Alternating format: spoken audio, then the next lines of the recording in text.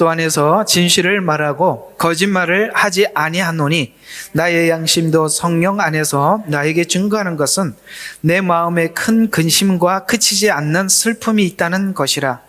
육신에 따른 내 형제들 동족을 위해서라면 차라리 내 자신이 그리스도로부터 저주받기를 바랐겠노라. 아멘. 우리는 중요한 부분을 들어가고 있는 중입니다. 로마서 9장부터 11장입니다. 로마서 9장부터 11장을 여기 있는 말이 무슨 말인지 이해되지 않거나 혹은 받아들여지지 않으면 무슨 문제가 생기느냐면 예언서를 보지 못하게 되고요. 또 하나는 복음을 이해하지 못하게 됩니다. 성경의 굉장히 중요한 부분은 복음과 예언인데요. 이 부분이 열리지 않으면 사실 성경이 우리에게 하고자 하는 말을 알아들을 수 없지요. 그런데 놀랍게도 사단은 이방 교회에게 로마서 9장부터 11장을 닫음으로써 지금 이 복음이 성경이 말하는 복음과 다른 복음이 되게 되고 예언도 성경이 말하는 예언과 다른 예언이 되더라는 것이죠. 희한하게도 이상하게도 이방 교회는 특별히 로마서 9장부터 11장을 정확하게 이해하는 신학이 거의 없습니다.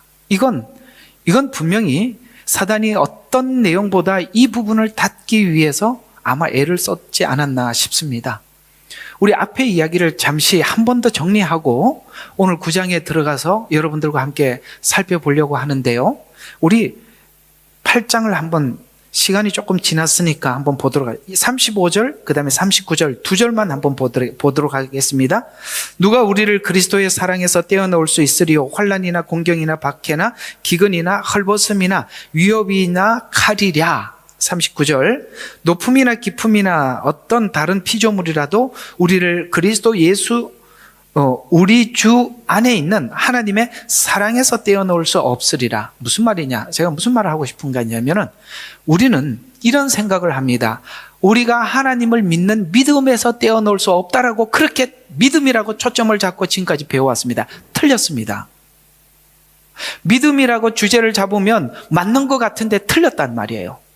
그렇기 때문에 이 믿음이 하나님을 아는 믿음, 사랑을 믿는 믿음인데 우리는 사랑은 빼놓고 믿음에 전진하다 보니까 믿음을 자기 믿음으로 착각하게 되어서 지금 그렇게 신학이 정리가 되어 있어요. 복음이 완전히 꼬였죠. 그러면 하나님이 우리를 사랑하는 사랑에서 끊을 수 없다라고 했는데 그러면 가장 우리에게 올려놓아야 할 하나님의 사랑에서 끊을 수 없다라는 하나님의 이 선언을 어떤 한 존재를 올려놓고 하나님 앞에 되묻는 겁니다. 하나님, 이스라엘은 어떻습니까? 그게 9장부터 11장이에요. 한번 보세요. 하나님에 대해서 가장 마음을 아프게 했던 존재가 누구였습니까? 이스라엘이었습니다. 또 예수님이 이 땅에 오셨지만 예수님을 거부한 종족도 이스라엘입니다. 그러면 하나님의 사랑에서 끊을 수 없다면, 정죄하지 않는다면 이스라엘을 정죄하지 않아야 하고 이스라엘의 하나님의 사랑에서 내칠 수 없어야 되는 거예요. 그 증거를 보여주는 것이 9장부터 11장이라는 거예요. 분명히 하나님은 이스라엘을 내치지 않았다고 말하고 있습니다. 이스라엘을 내치지 않았다면 저와 여러분의 부족함도 하나님이 끌어안을 준비가 되어 있는 겁니다. 그것이 여러분과 제가 하나님 앞에 하는 고백이 진심이고 전심이라면 이스라엘의 남은 자들을 구원하듯이 그 남은 자들은 누굽니까? 하나님 앞에 사심 없는 신앙인들입니다. 거짓 없는 신앙인이요, 하나님 앞에 뭔가 속이지 않는 진실한 그리스도인들입니다.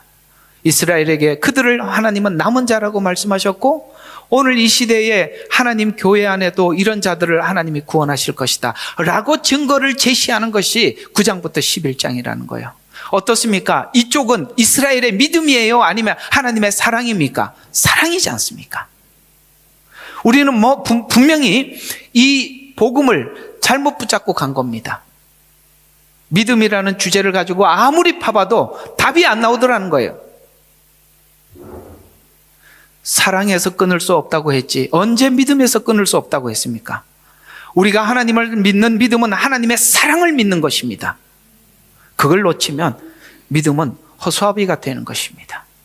그래서 오늘은 이 내용이 너무나도 중요해서 저번에 한번 여러분들과 함께 나누었고, 두 번째 시간으로 오늘 여기 있는 9장부터 11장은 구약 전체 흐름으로 정리한 거거든요. 구약 전체 흐름을 담아 놓은 거예요. 그래야 구약과 신약이 끊어지질 않아. 우리는 이상하게 구약과 신약이 끊어진 상태로 이쪽은 율법 시대, 여기는 은혜 시대하고 나눠버렸단 말이에요. 아니라고요. 연결되어 있다. 은혜는 지속된다. 말라기에서 이스라엘과 하나님이 이별한 것 같지만 하나님은 도장을 안 찍었다. 이혼 도장을. 이 말이잖아요. 그래서 오늘 9장 11장을 구약 전체의 흐름이라는 것에서 함께 나누고 정리를 해 보도록 하겠습니다. 자, 로마서 9장 11장은 구약 전체에서 하나님의 마음을 담아낸 엄청난 해석입니다. 잘 보셔야 되는 것은 성경 구절을 갖다 댄다고 다 맞는 게 아니라 성경 구절에 하나님의 성품과 일치되어야 하는 것입니다. 하나님께서 공의로 징계하시고 하나님께서 우리에게 채찍을 들더라도 그것이 하나님의 성품과 일치되지 않는 방식으로 해석되는 것은 다 가짜라 이 말입니다. 하나님은 매를 드는 것도 하나님의 사랑에 기인해서 드는 거예요. 그게 사랑과 연결이 안 되어 있으면 가짜라 이 말입니다. 아시겠어요? 성경 구절을 함부로 인용하지 말란 말이에요. 하나님의 마음을 담아낸 엄청난 해석이래. 말라기에서 보면 이게 연결이 안 되는 이야기잖아요. 둘이 헤어졌는 것처럼 보이잖아요. 아니요. 하나님은 여전히 이스라엘을 사랑하고 있는 것입니다. 구약이 로마서 9장과 11장과 같은 하나님의 심정이라는 것을 모르면 사실은 우리는 구약에 있는 이 하나님의 이 메시지 곧 성경을 읽을 자격이 없는 것입니다. 구약은 오경, 역사서, 시가서, 예언서로 형성되어 있죠. 이 내용의 핵심은 9장과 11장에 잘 드러내고 있는데 놀랍게도 이 9장과 11장은 오경, 역사서, 시가서, 예언서를 다 담아놨단 말이에요. 그걸 잘 드러내고 있습니다.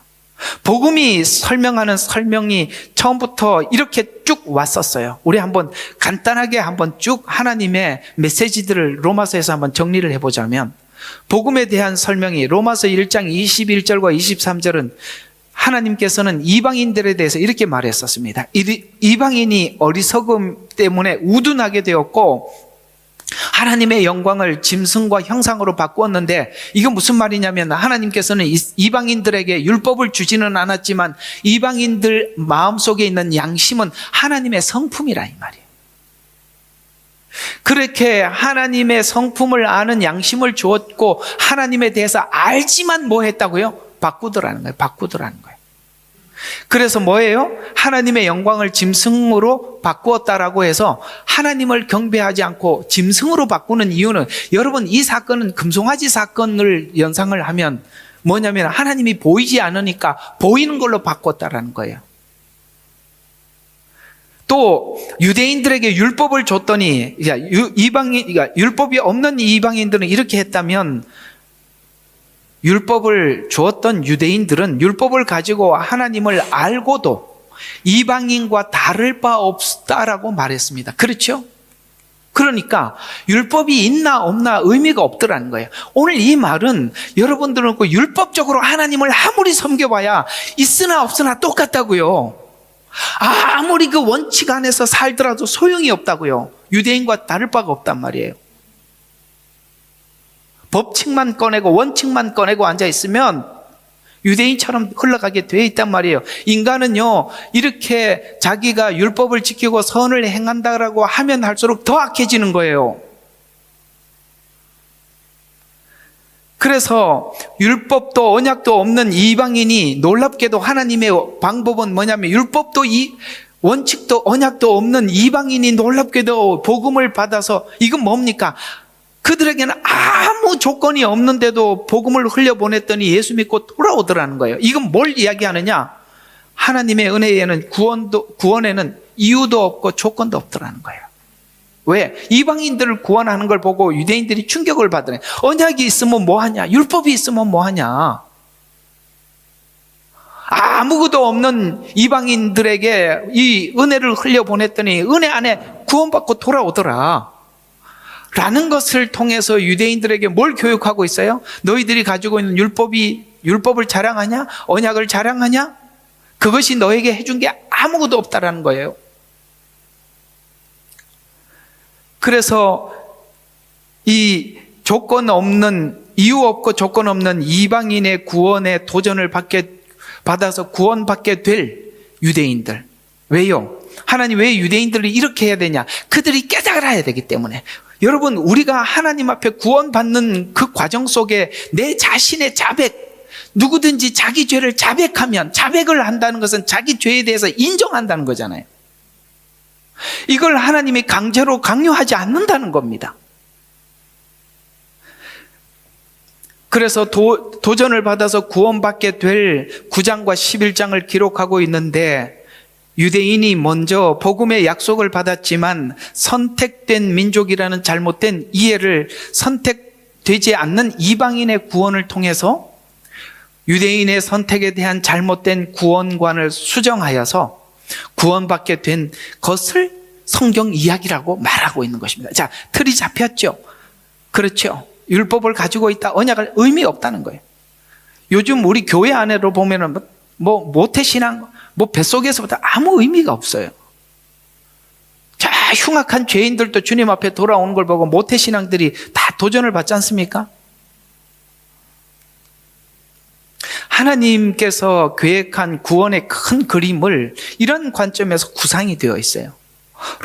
창세기 12장 3절에 보면 땅의 모든 족속이 너로 말미암아 복을 받는 방식이 이 방식이에요.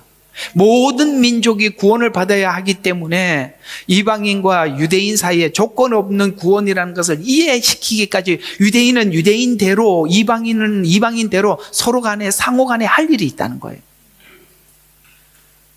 지금 교회도 불신자의 구원으로 신자들을 구원한, 우리는 가끔씩 우리가 오랫동안 신앙생활을 한 모태신앙의 신자라고 하면서 우리가 가끔씩 이런 불신자들, 정말 세상에 그렇게 안티크리스찬들이 주님 앞에 돌아와서 은혜 받는 그 진지한 모습을 보고 우리에게 적지 않은 충격을 주는 것입니다. 사실 룻기가 굉장히 중요해요. 이 룻기 내용을 그대로 옮긴 게 9장 11장이거든요. 그래서 룻기가 이런 구원의 흐름 전체의 그림에 대해서 잘 설명을 해주고 있는데요. 룻기의 배경은 우리가 알다시피 사사기입니다. 그리고 사사기 중에 한 가정 이야기죠. 사사기는 광야 생활을 마치고 가나안 땅에 들어와서 살았을 때, 이건 뭘 이야기하느냐면 광야 생활을 하고 돌아왔다는 막연한 것이 아니라 그곳에서 많은 일들이 있었다는 것이죠. 그 광야에서 어떤 일들이 있었었나요? 광야에서 율법을 받았었습니다. 더 나가서 율법대로 훈련도 받았습니다. 광야에서 모세와 함께 언약도 받았습니다. 그렇죠? 예. 시내산 언약이라고 하잖아요. 언약을 받았었습니다. 뿐만 아니라 하늘에서 온 만나를 먹듯이 인간이 떡으로 사는 것이 아닌 말씀으로 사는 것을 배웠었습니다. 그러나 배우고 난 뒤에도 인간은 자기를 위해서 살더라. 왜요? 왜 그렇게 되죠? 하나님의 은혜가 없으니까 아무리 40년을 훈련을 하고 배워도 소용이 없더라. 내면이 바뀌질 않는데, 오늘 여기 로마서대로면 하나님의 사랑과 연결이 안 되니까 아무 소용이 없더라. 우리가 부부가 함께 살아봐도 그걸 느끼지 않습니까?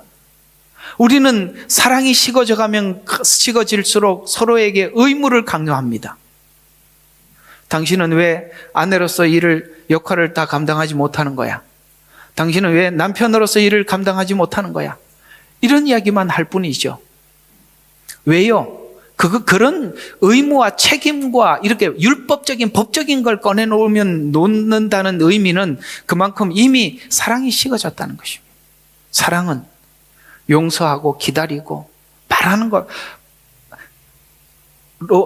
고린도전서 13장. 이게 정신이 명하니까. 자, 고린도전서 14장. 모든 것을 바라고 믿고 기다리는 겁니다. 그걸 못한다는 말이에요. 그게 사라지고, 그게 사라지면 뭐만 나오냐? 껍데기만 나오는 거죠. 법만 나오는 거잖아요.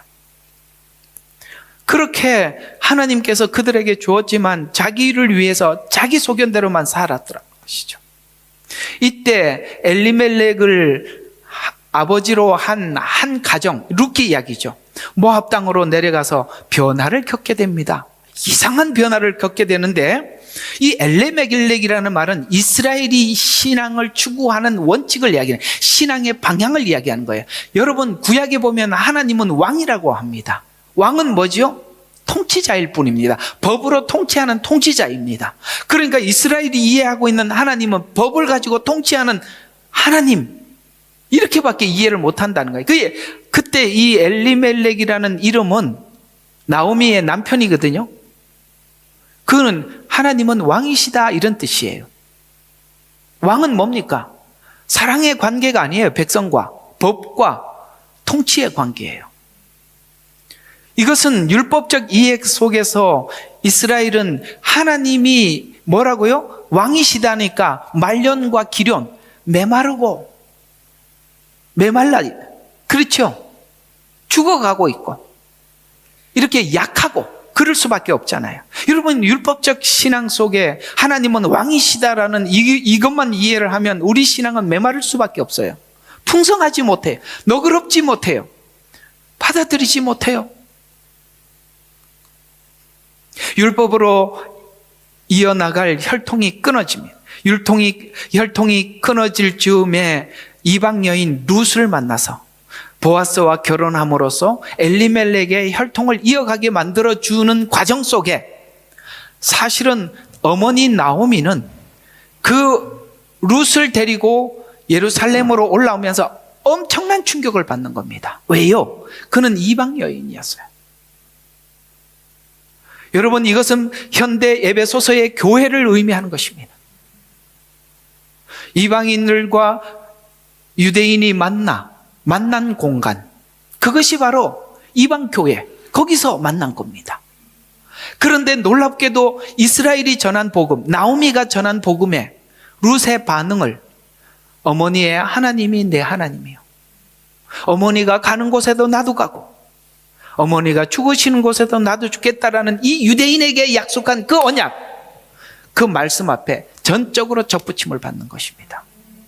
이게 전체의 큰 그림을 이야기하는 거예요.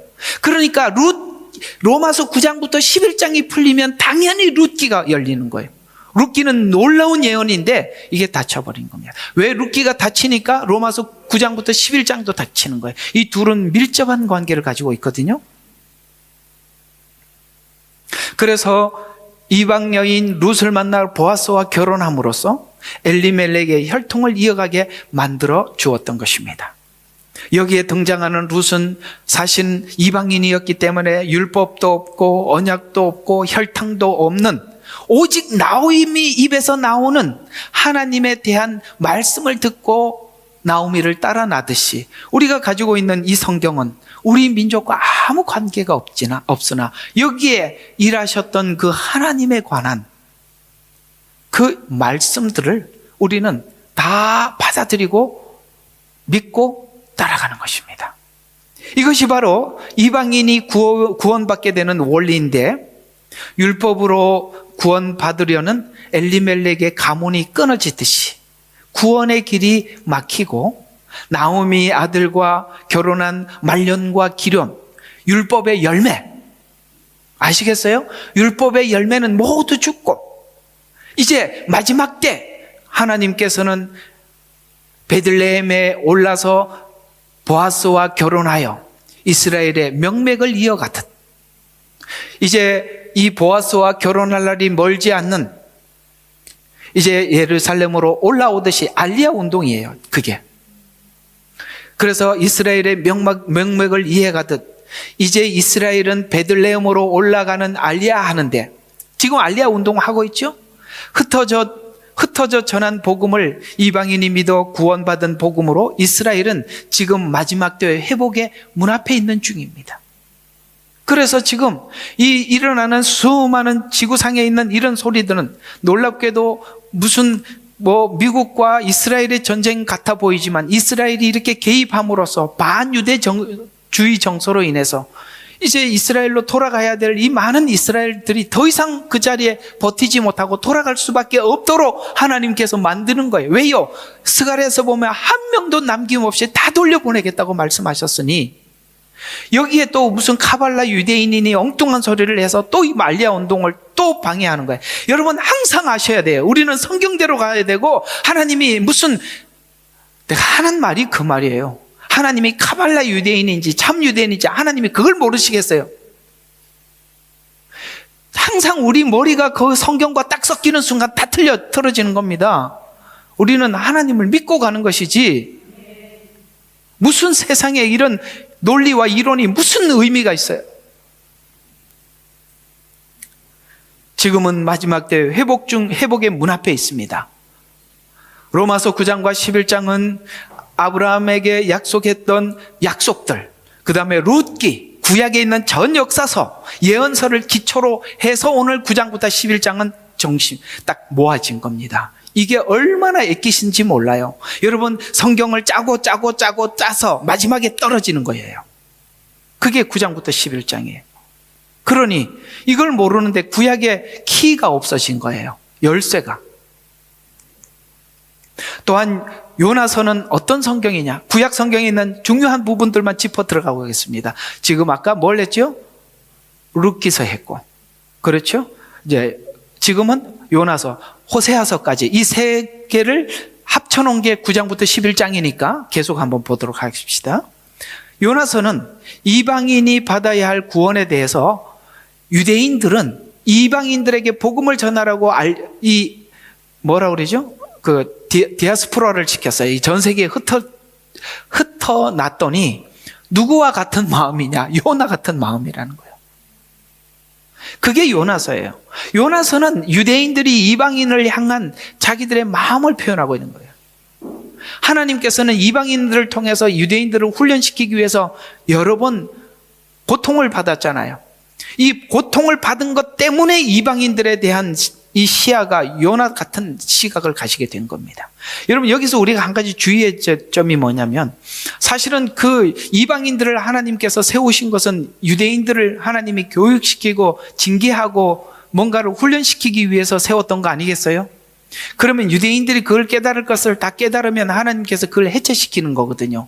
그러나 유대인들은 그것을 자기 교훈으로 삼고 하나님 앞에 올려드리면 끝인데 그걸 사람 대 사람의 원수로 삼으니까 여러분 이걸 조심해야 된다는 거예요. 왜? 유대인 같은 사람이 되어서는 안 되기 때문에 그러는 거예요. 내게 주시는 교훈은 내가 받고 하나님 앞에 돌이키고 그들을 긍휼히 여겨달라고 기도하면 모든 상황은 끝나는 거예요. 그런데 유대인들은 그 상처로 인해서 이방인들을 향한 이런 마음을 가지고 있는 거예요. 사명이 있어도 요나같이 감당하면 안 되지 않습니까? 아멘 좀 해봐요. 사명이 있으면 뭐해? 요나 같은 마음 가지고 뭘 하겠어요?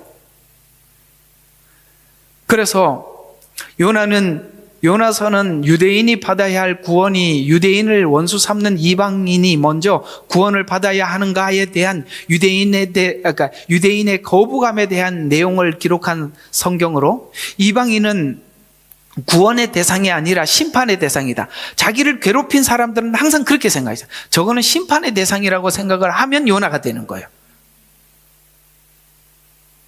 그러니까 어떻게 해야 되는지 아시겠죠?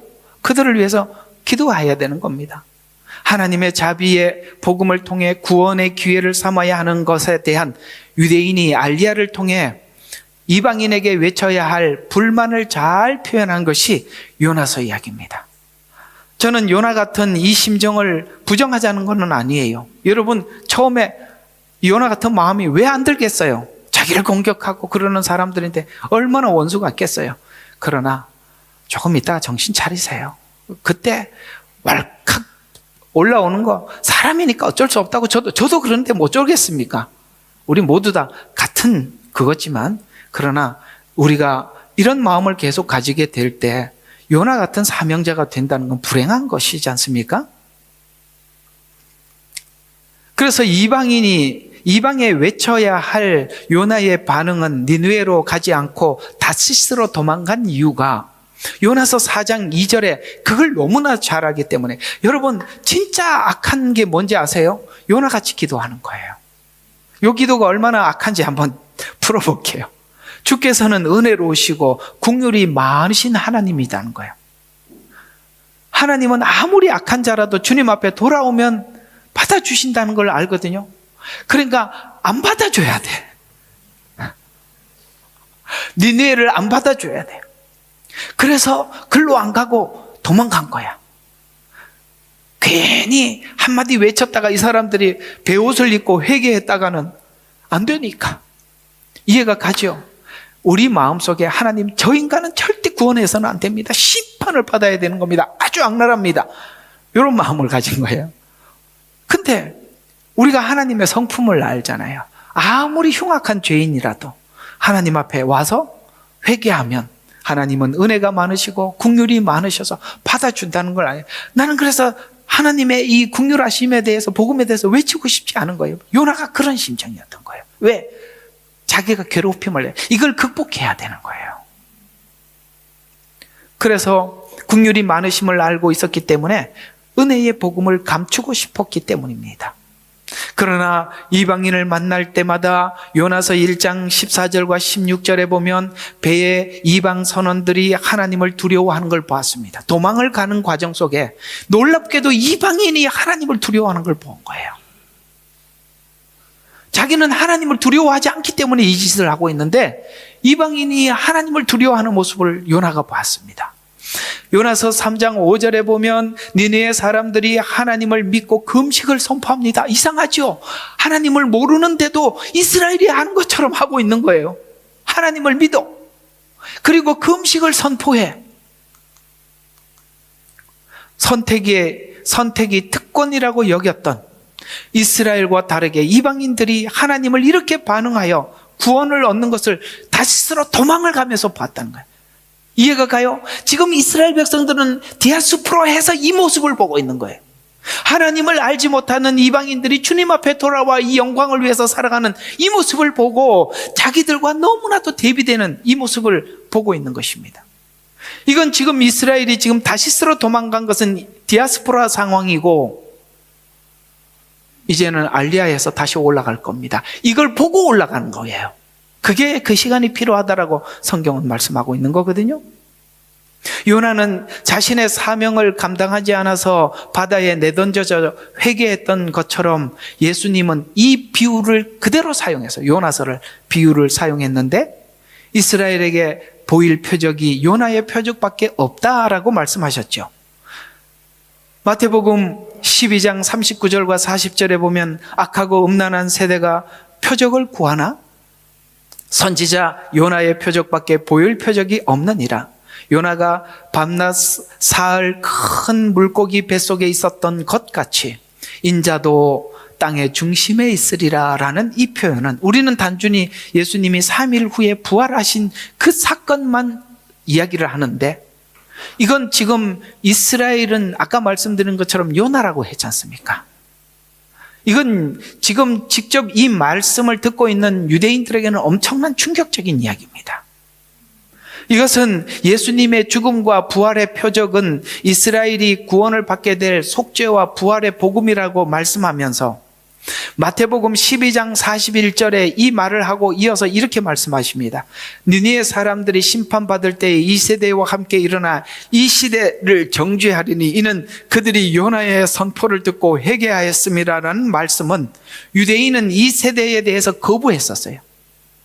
그러나 이방인은 회개하여 구원 얻은 것처럼 예수님을 보지 못하고 하지 못하는 유대인들과 예수님을 알지 못하는 이방인들이 돌아와 구원받는 것을 통해 이스라엘이 불순종해서 바다에 던져진 시간같이 지금 현재 이스라엘은 바다에 던져진 것처럼 흩어졌다가 다시 사명을 감당할 마지막 때 니느웨에 가서 외친 것처럼 정리가 되세요?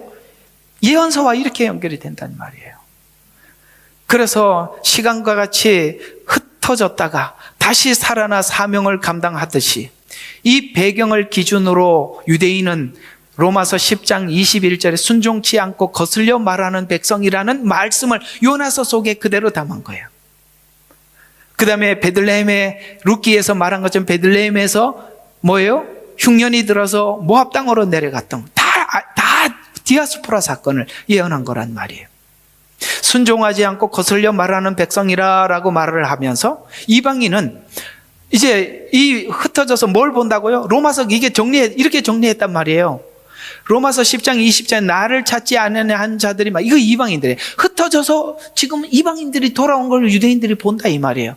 똑같죠. 성경을 압축해 놓은 거란 말이에요. 그 다음에 11장 11절은 그들이 시기함이로 그들을 시기하게 함이라. 아시겠어요? 이게 하나님의 큰 그림이라 이 말. 이게 구약에서 끊임없이 이렇게 그림을 그려놓았던 겁니다. 요나의 표적은 단순한 부활의 예표 정도가 아니라 이방인의 회개를 통해 이스라엘을 깨우치는 구원의 방식 전체를 보여주는 표적이라는 말. 이게 단순히 우리는 예수님께서 3일 후에 부활해서 올라왔다는 그만 했죠. 아니요. 이 전체를 표현한 거예요. 왜? 우리는 우리 머릿속에 이스라엘이 없으니까 이거밖에 못 보는 거예요. 이와 같이 하나님을 거부한 이스라엘을 향해 하나님의 마음을 본문에서 이렇게 담아두었어요. 오늘 금방 읽었던 얘기죠. 내가 그리스도 안에서 진실을 말하고 거짓말을 하지 아니하네. 나의 양심도 성령 안에서 나에게 증거하는 것은 내 마음에 큰 근심과 그치지 않는 슬픔이 있다는 것이라. 육신에 따른 내 형제들 내 동족을 위해서라면 차라리 내 자신이 그리스도로부터 저주받기를 바랐노라 라고 할 만큼 자기 민족에 대한 사랑. 여러분 아시다시피 바울은 자기 민족으로부터 철저하게 배척을 당한 자입니다. 그런데 자기 민족을 향한 이 마음은 누구 마음이겠어요? 이건 하나님 마음 가지지 않고는 결코 가질 수 없는 것입니다. 여러분들에게 화살을 던지고 여러분들을 비난하고 그러는 사람들을 끝까지 끌어안고 용서하는 마음, 주님을 만나면 이 문제부터 해결이 된단 말이에요. 미운 사람이 없어요. 끝까지 싸워볼 대상이 없어지는 거예요. 용서 못할 사람이 없는 거예요. 원한을 품지 않는 거예요. 그건 이런 것들이 우리 마음속에 쌓이고 해결되지 않는다는 것은 가장 분명한 열매로 주님을 못 만난 증거라 이 말이에요. 주님을 못 만났으니 주님을 만난 척하니 사단이 쓰기에 얼마나 좋은 도구가 되겠습니까? 그들이 하는 말들은 전부 다 주님의 이름으로 외치나 그건 주님의 이름이 절대 아닙니다. 자, 오늘 이제 이 이야기를 호세아서 속에 하나님의 마음을 담아놨거든요. 자, 호세아서에서 담아두었는데 이스라엘은 고멜과 같은 음란한 여자라고 설정을 해놨습니다. 여기 말하는 고멜은 지금 이스라엘을 지칭하는 것이거든요. 그래서 마치 인류와 하나님과 관계의 대표로 인간 자체가 그렇다고 설정해 놓은 것과 같은데 조건 없이 선택하고 사랑한 이스라엘의 배반을 설명한 것으로 사랑받고 선택은 받았지만 반복적으로 배반하고, 놀랍죠? 반복적으로 배반하고 부르면 부를수록 멀리 가는, 참 희한한 일이죠. 사랑을 베풀면 베풀수록 뭐예요? 배반을 하고 부르면 부를수록 멀어져 가는. 야, 이런 노래가 있나? 그것이 이스라엘이라고 말씀하고 있는데 이게 놀랍게도 하나님의 사랑이 속에 들어오지 않는 상태의 인간의 본성이랍니다. 이거 인간의 본성이라고 하는데 인간의 본성이 바뀌어지기까지 호세아의 역할과 같이 하나님의 역할이 일방적으로 짝사랑한 하나님의 마음을 이렇게 담고 있는데요. 로마서 11장 8절에 이 말이 하나님의 마음이에요. 고멜 앞에 서서 이렇게 외치잖아요. 에브라임아, 내가 어찌 너를 놓겠느냐? 내 마음이 속에서 돌이키어 나의 국률이 온전히 불붙는 듯하도다. 이 고멜과 같은 이스라엘 앞에 서서 하나님의 마음은 네가 그랬냐? 나도 그런다. 이렇게 돌아서는 게 아니라 돌아서는 고멜을 향해서 내가 어찌 너를 놓겠느냐?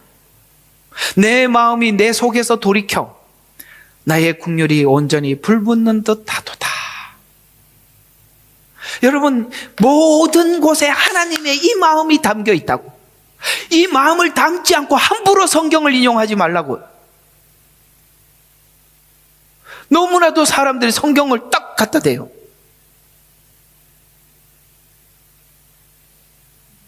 하나님이 우리에게 후회했다는 이 표현을 쓸 때도 하나님의 감정이 얼마나 우리 마음을 향한 불붙는 마음인지를 역설적으로 표현했는 것이에요. 기억하시기 바랍니다. 이 마음이 하나님의 마음이요, 여전히 오늘 로마서 8장에 그 사랑에서 끊을 수 없다라고 말씀하신 그 사랑이, 하나님의 불붙는 이 마음이 로마서 9장부터 11장을 향해서 하나님의 미래의 계획을 우리에게 밝혀주셨던 것입니다. 이혼을 해야 마땅한데 돌아서지 못하는 하나님의 마음을 바울은 너무나도 잘 알고 있기 때문에 차라리 내가 저주를 받을지라도 라는 표현을 서스럼 없이 쓸 수 있었던 것입니다. 이는 하나님을 향한 사랑이 하나님 자신에 대한 저주를 받고 싶다는 표현으로 언약을 어기고 죽음이 선언된 이스라엘을 향해 대신 저주를 받아 죽음으로 관계를 회복하려는 초월적 사랑. 이게 뭐냐? 이만큼 바울 마음은 하나님께로부터 멀어진 자들을 향해서 주님과 같은 마음으로, 주님이 십자가에 죽어서 우리를 구원하는 것처럼 사명자들의 마음이, 이 마음이 있어야 된다는 거예요. 그래야 하나님의 일을 수행할 수가 있는 거예요. 여러분, 놀라운 이 표현을 쓴 사람은 성경에 딱 두 사람밖에 없어요. 하나는 모세, 하나는 바울인데요. 놀랍게도 모세는 율법을 받아서 율법을 전해줬는데도 이 표현을 썼습니다. 무슨 말일까요? 하나님의 국률과 사랑이 끊임없다는 걸 너무나도 잘 아는 거예요. 율법에서 이걸 못 느끼면 율법을 잘못 보는 겁니다. 율법을 선포했던 모세가 그 마음을 가졌어요. 은혜를 선포한 가장 대표자 바울이에요. 당연히 이 마음을 갖죠. 율법이 그렇지 않다고요? 아니요. 하나님이 얼마나 속썩이는 저들을 놓지 않아서 놓을 수가 없어서 40년 동안 뺑뺑이 돌리면서 그 하나님의 마음이 어떤지 모세는 경험한 겁니다. 패서라도 데리고 오겠다는 거예요. 잡아서라도, 모가지 끌고라도 오겠다는 거예요. 거기서 하나님은 두들겨 패더라, 모가지를 꺾더라, 이것만 보는 게 아니라 포기하지 않더라를 본 겁니다. 아시겠어요? 바로 그것이죠. 죽음이 선언된 이스라엘 향해 대신 저주를 받아 죽음으로 관계를 이 마음으로 복음을 전했기 때문에 바울이 하나님의 사람으로서, 사도로서 그 임무를 완수할 수 있었던 것입니다. 사랑하는 여러분, 이제 우리 주생명 선교교회와 예레미야 눈물교회는 하나님 앞에 귀한 부르심을 받았습니다. 이번에 많은 괴롭힘을 통해서 우리는 이걸 넘어서 다음 단계에 올라설 수 있어야 하는 것입니다. 그래야 오늘 바울과 같은 심정으로 여러분과 제가 이 사역을 감당할 수 있기 때문에 그렇습니다. 여기 온라인 성도들만 아멘을 하시네.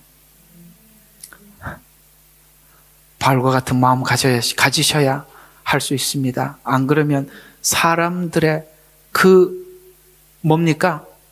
모함과 공격에 빠져서 우리는 헤어나올 수 없어요.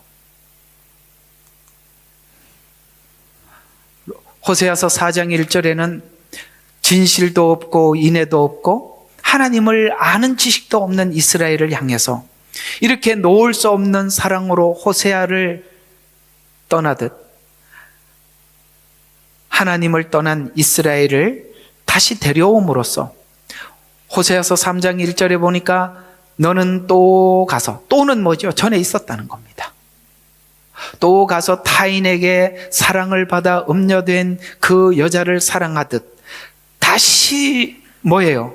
호세아서 3장 2절에 내가 은 5개와 보리로 그를 사듯이 자기 아내를 다시 값주고 사듯이 예수님의 십자가의 죽음으로 값을 지불하고, 같은 이야기랍니다. 값을 지불하고 팔려간 곳에서 돌아와서 이스라엘이 이런 고백을 할 날이 오는데, 호세아서 14장 4절에 보니까 내가 그들의 배교를 고치고 기쁘게 그들을 사랑하리니를 이스라엘이 느끼는 겁니다. 하나님을 배교하고 떠나고 끝까지 하나님이 찾아온 사랑을 그들이 느껴서 기쁘게 그들을 사랑하리니, 다시 받아줌이 이유 없음 조건 없이 받아주었던 것을 느끼게 되죠. 그래서 율법의 조건을 떠나 드디어 은혜를 이해하는 이스라엘이 되어 오직 하나, 내 사랑이 돌아서게 만들었다. 이해가 갑니까? 우리도 그걸 잘 알아요.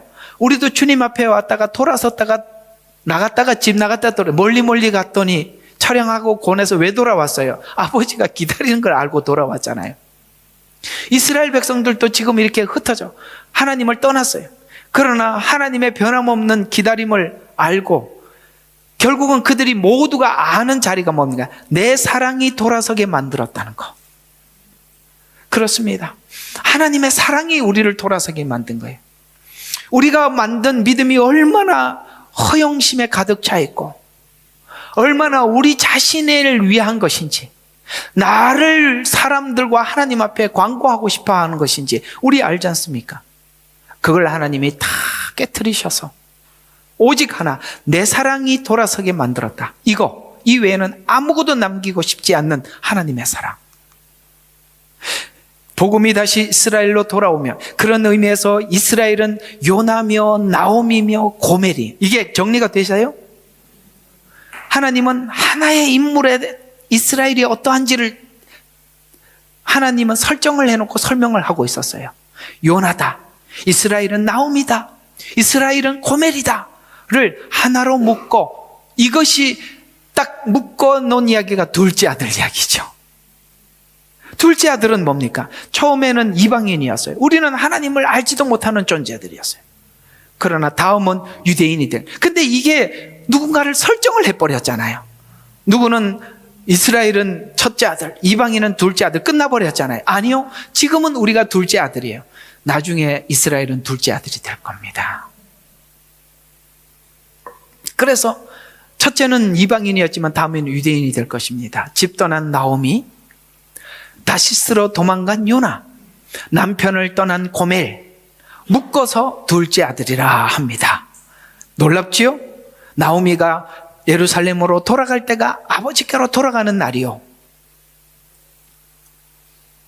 요나가 마지막 때 이방인에게 복음을 전하는 두 증인의 역할을 감당할 때가 니느웨에서 외치는 날이요, 그들은 그때 적극적으로 외치게 될 겁니다. 대충 외쳤지만 요나서에서는 남편을 떠난 고멜이 호세아가 값주고 자신을 사서 돌아오는 그 돌아옴을 경험해서 그 돌아오는 그 순간이 둘째 아들이라는 거예요.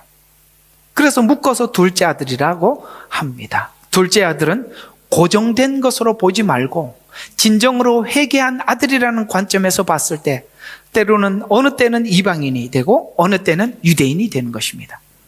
진정으로 회개한 자식의 변화를 설명하려는 것입니다. 제가 오늘 이 이야기를 통해서 여러분께 한 가지 정리하고 싶은 것은, 여러분들이 주님을 만났나요? 그렇다면 오늘 둘째 아들 같은 변화가 반드시 있는 겁니다. 구원은 말로 설명하는 게 아니에요. 구원은 여러분들이 주님을 만난 변화로 증명. 그래서 성경은 열매를 보면 아나니라고 하는 거예요. 아무리 내가 주님을 만난 간증 아무 소용없어요. 아시겠어요? 언제 그거 10년, 20년 전에 잠깐 만난 거 지금도 써먹고 앉아있지 말고 당신 지금까지 주님과 어떤 변화를 일으키고 그 만남 속에서 어떤 기쁨과 교제 속에 살아가고 있는가를 증명해라는 거예요. 얼굴에 다 써놨어요. 결론입니다. 로마서 9장부터 11장, 그 다음에 로마서 1장부터 8장까지 전해진 복음을 누가 어떻게 믿어 순종하게 될 것인가? 뭘 믿어? 지금까지 우리는 끊임없이 배반하고 오라고 부를수록 도망가는 우리들을 끝까지 그 자리를 지켜서 우리를 만나 끌어안아 주셨던 그 하나님, 그 만남 안에서 믿어 순종하게 될 것인가에서 이방인이 처음엔 유대인이 이방인에게로, 이방인이 유대인에게로, 하나님은 이렇게 큰 그림을 구약 속의 예언으로 담아두어서 이것이 구약의 흐름이고 하나님의 계획이라고 잘 알고 있는 기록자 바울은 구약의 하나님의 마음을 정확히 알고 기록한 성경입니다. 9장부터 11장의 이 내용으로 하나님의 무한한 자비의 사랑을 우리가 느끼시기를 바라고, 오늘 여기 8장에 말하는 하나님의 사랑에서 끊을 수 없느니라, 그리스도 예수 안에서 정죄함이 없나니 이스라엘은 정죄받아야 마땅하지만 하나님의 그 무한한 사랑이 정죄를 받아야 할 이스라엘을 두 팔을 벌려 기다리고 주님은 마지막 때 맞이할 준비를 하고 있다는 사실에 우리는 하나님 앞에 소망을 가지고, 혹 여러분과 제가 하나님 앞에 틀어진 잘못된 길을 갔다 할지라도 주님께서 이렇게 두 팔을 벌려 기다리고 있음에 여러분과 제가 오늘도 끊임없이 한 주간 주님 앞에 돌아서는 그런 한 주간이 되시기를 주의 이름으로 축원합니다. 기도하겠습니다. 사랑의 하나님 아버지, 은혜를 감사하고 또 찬양합니다. 오늘도 둘째 아들 같은 우리들을 주님께서 끊임없이 사랑하신 사랑을 두 번, 세 번, 네 번 끊임없이 우리 생애 속에 확인하고 돌아와 이제 하나님과 우리 사이에 끊을 수 없는 사랑의 자신감 속에 하나님께서 때로는 우리의 삶의 그릇된 부분에 정죄라 할지라도 그 또한 우리에게 은혜로 바꿀 수 있는 믿음으로 하나님 앞에 다가설 수 있는 한 주간이 되도록 인도하여 주시옵소서. 우리를 구원하신 예수 그리스도의 이름으로 기도드렸습니다. 아멘. 예레미야의 눈물은 시대에 맞는 말씀 선포와 변질되지 않은 순수 복음을 외치고 있습니다. 함께 연결되어 하나님께 예배드리며 이 마지막 때에 하나님께 쓰임받길 원하시는 분은 카카오 채널로 연락 주시면 연락드리도록 하겠습니다. 고정 댓글에 채널 경고와 착제에 대비한 예비 채널과 제2채널 링크를 올렸습니다. 이 채널 또한 구독 부탁드리겠습니다. 감사합니다. 우리는 역사상 가장 중요한 시점을 지나고 있습니다. 하나님께서는 하나님의 일을 하시기 전에 사람을 준비시키셨음을 우리가 알고 있습니다. 하나님 말씀은 마지막 때에 대추수, 대부흥의 때가 있다고 분명히 예언하고 있습니다. 아멘. 하나님의 말씀이 그대로 성취될 것을 믿습니다. 예레미야 눈물은 잠자는 교회와 영혼을 깨우기 위해 노력하고 있습니다. 이 가슴 뛰는 일에 함께 하길 원하시는 분은 카카오 채널로 연락 주시기 바랍니다. 당신은 위대한 하나님의 사람입니다.